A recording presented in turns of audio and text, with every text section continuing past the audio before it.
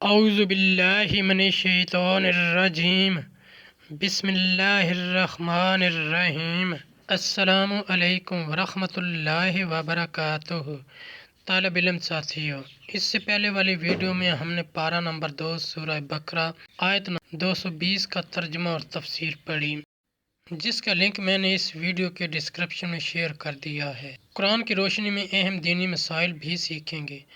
فرمانے علی شان ہے کہ علم حاصل کرنا ہر مسلمان مرد عورت پر فرض ہے۔ اے اللہ، ہمارے علم میں اضافہ فرما، آمین۔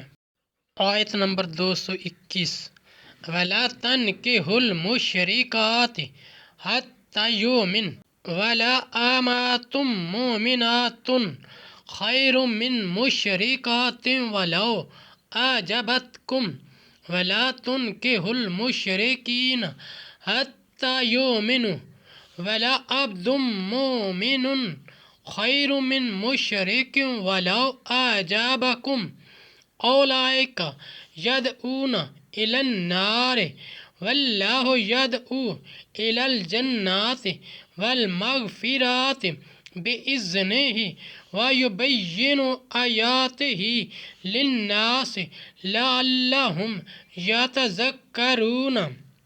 ترجمہ: اور شرک والی عورتوں سے نکاح نہ کرو جب تک مسلمان نہ ہو جائیں، اور بے شک مسلمان لونڈی مشرکہ سے اچھی ہے اگرچہ وہ تمہیں بھاتی ہو، اور مشرکوں کے نکاح میں نہ دو جب تک وہ ایمان نہ لائیں، اور بے شک مسلمان غلام مشرک سے اچھا ہے اگرچہ وہ تمہیں بھاتا ہو۔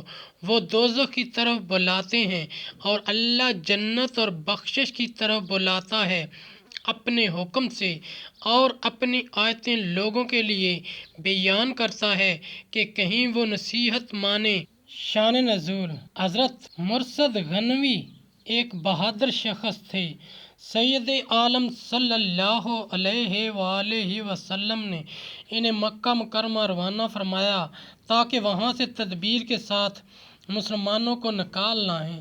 وہاں اناک نامی ایک مشرکہ عورت تھی جو زمانہ جاہلیت میں ان کے ساتھ محبت رکھتی تھی، حسین اور مالدار تھی۔ جب اس کو ان کی آمد کی خبر ہوئی تو وہ آپ کے پاس آئی اور طالب وصال ہوئی۔ آپ نے بخوف الہی اس سے اعراض کیا اور فرمایا کہ اسلام اس کی اجازت نہیں دیتا۔ تب اس نے نکاح کی درخواست کی۔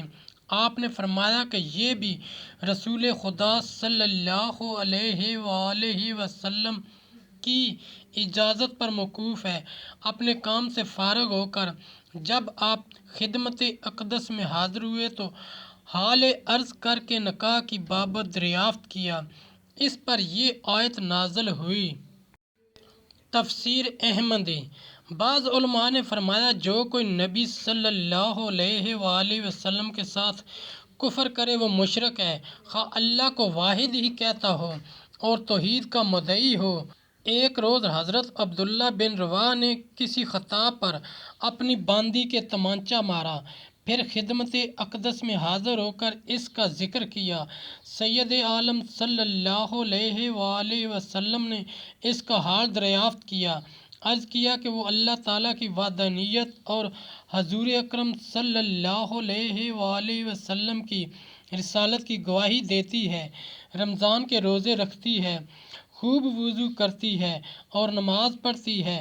حضور اکرم صلی اللہ علیہ وآلہ وسلم نے فرمایا وہ مومنہ ہے۔ آپ نے عرض کیا تو اس کی قسم جس نے آپ کو سچا نبی بنا کر مبعوث فرمایا، میں اس کو آزاد کر کے اس کے ساتھ نکاح کروں گا، اور آپ نے ایسا ہی کیا۔ اس پر لوگوں نے طعنہ زنی کی کہ تم نے ایک سیاہ فام باندی کے ساتھ نکاح کیا، باوجود کہ فلاں مشرکہ حرہ عورت تمہارے لیے حاضر ہے، وہ حسین بھی ہے، مالدار بھی ہے۔ یعنی مسلمان باندی مشرکہ سے بہتر ہے، خواہ مشرکہ آزاد ہو اور حسن و جمال کی وجہ سے اچھی معلوم ہوتی ہو۔ یہ عورت کے اولیاء کو خطاب ہے۔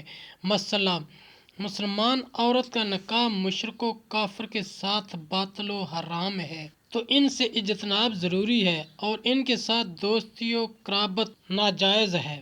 ساتھیو، ہم نے قرآنی تعلیمات کو دنیا کے کونے کونے میں پہنچانا ہے، اس لیے آپ بھی لائک کیجئے، شیئر کیجئے، اپنے دوستوں اور اپنی فیملی کو میرا چینل قرآن ود ایڈیپیڈیا سبسکرائب کرنے کی دعوت دیجئے اور گھنٹی بجانا نہ بھولنا تاکہ اگلی ویڈیو کا نوٹیفیکیشن آپ کو وقت پہ مل سکے۔